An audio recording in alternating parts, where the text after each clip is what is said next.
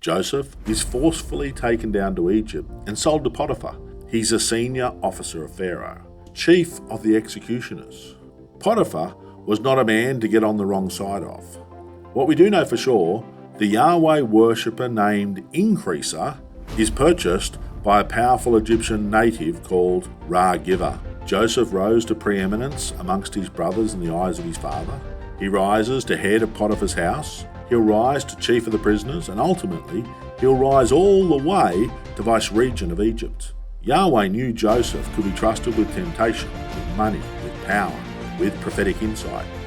Everything Joseph touched turned to gold, and Joseph always gave the glory to God. So even this Ra worshipper began to understand the goodness of Yahweh.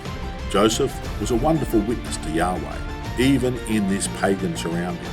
Now Joseph was handsome in form and appearance, which is both a blessing and a source of trouble. Not only did handsome Joseph refuse Mrs. Potiphar, he was confronted by repeated, relentless, day after day advances. What an honourable man Joseph was. He could likely have gotten away with adultery. It actually would have made his life so much easier to simply surrender to the temptation. But Joseph had a heavenly perspective. He knew, even if his earthly master never found out, his God above was watching. Joseph simply refused to compromise his moral standards. He really was in a no-win situation and will fall prey to this wicked woman's scornful rage. This woman was a ticking time bomb. As a slave, Joseph had no way of completely separating from her. She was going to catch him alone at some point. Innocent Joseph does all he can possibly do and flees from a dangerous situation. Realizing she no longer had a chance to bed handsome young Joseph, her lust quickly morphs into irrational, bigoted rage.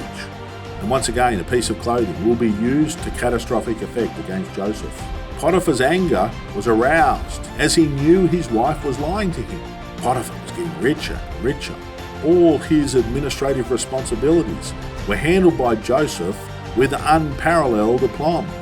Now his high-maintenance, oversexed wife had boisterously accused Joseph of attempted rape.